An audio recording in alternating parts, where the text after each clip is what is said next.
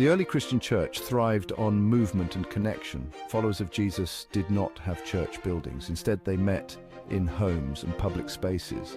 These gatherings were like mobile meetups. They were small, intimate, and focused on fellowship and teaching. This model of church was very effective. It allowed the gospel to spread rapidly throughout the Roman Empire. These early gatherings were rooted in Jewish tradition.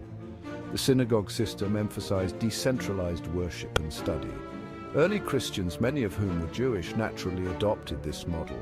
They gathered in homes to share meals, pray, and study the scriptures.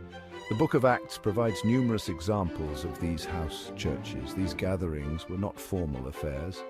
They were characterized by a spirit of sharing, mutual support, and a passion for spreading the good news of Jesus. This mobile, flexible approach to church was key to the rapid expansion of Christianity in its early years. The New Testament is filled with examples of Christians meeting in homes. These house churches were the backbone of the early Christian movement. They provided a space for believers to gather, learn, and support each other. Let's look at some key passages.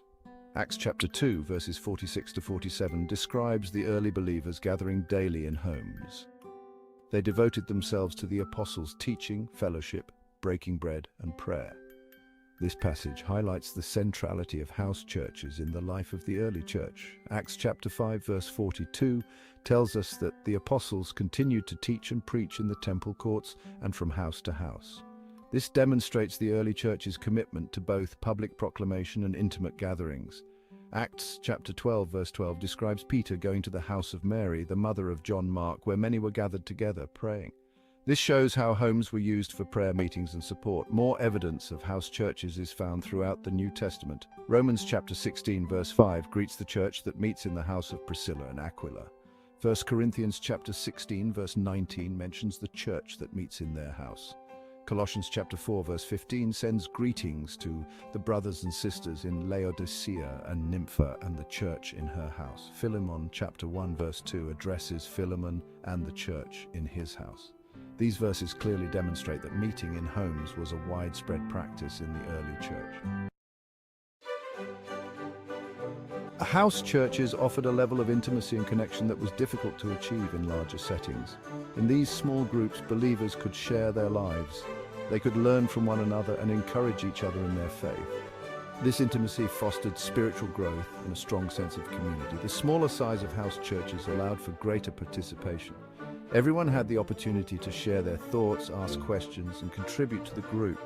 This created a dynamic and engaging environment for learning and spiritual formation.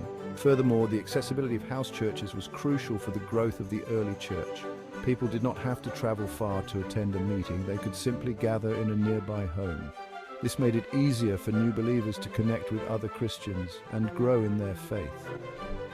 The intimate and accessible nature of house churches provided fertile ground for spiritual growth. People felt known and loved. They were free to be vulnerable and ask questions. This created an environment where faith could flourish. House churches played a vital role in supporting missionaries and spreading the gospel to new areas. They provided missionaries with a base of operations, offering food, shelter, and fellowship. This support system was essential for missionaries who often traveled to unfamiliar and sometimes hostile territories. The structure of house churches was also highly adaptable to different cultures and contexts. Missionaries could establish churches in homes without the need for large buildings or complex hierarchies. This made Christianity accessible to people from all walks of life, regardless of their social standing or economic status. This decentralized model also promoted sustainability. House churches were not reliant on outside funding or centralized leadership. They were self-governing and self-supporting. This allowed the Christian message to take root and flourish in new communities without being dependent on external resources. The adaptability and sustainability of house churches made them incredibly effective tools for missions. They allowed the gospel to spread organically, adapting to different cultures and taking root in the hearts of people from all walks of life. Section 5. The Luke 10 model, sending out disciples in pairs. The Gospel of Luke provides a model for mobile ministry that closely aligns with the house church structure. In Luke chapter 10, Jesus sends out 72 disciples in pairs to go ahead of him to every town and place he was about to go. Jesus gave these disciples specific instructions. He told them to travel light, rely on the hospitality of others, and proclaim the message of the kingdom of God. This method of ministry emphasized personal connection, reliance on God, and the importance of working together. The sending out of the 72 highlights the effectiveness of small mobile groups in reaching new people. By traveling in pairs, the disciples could support each other, share the workload, and provide mutual encouragement. This model also emphasized the importance of being embedded in the community. The disciples were instructed to stay in the homes of those who welcomed them, sharing their lives and learning about their needs. This created opportunities for deeper connection and more effective ministry. Section 6. Acts in Action, Small Group Encounters and Evangelism. The book of Acts is filled with examples of how small group encounters and personal testimonies led to the spread of the gospel. One compelling example is found in Acts 3, where Peter and John heal a lame beggar at the temple gate. This miracle, witnessed by a crowd, creates an opportunity for Peter to preach about Jesus. Another powerful story is the conversion of the Ethiopian eunuch in Acts 8. Philip, led by the Spirit, approaches the eunuch who is struggling to understand the scriptures. Philip explains the message of Jesus, and the eunuch, deeply moved, asks to be baptized.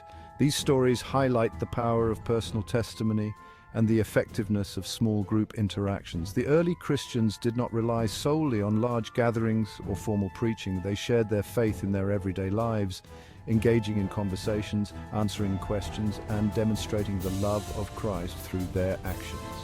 The stories in Acts demonstrate the power of relational evangelism. As believers shared their lives and their faith with others, the gospel spread like wildfire, transforming hearts and communities one person at a time. Section 7. Benefits of small groups, relational evangelism and empowerment. The emphasis on small groups in the early church offers valuable insights for contemporary Christian practice. Small groups provide a space for relational evangelism, where people can build trust and share their faith in natural, organic ways.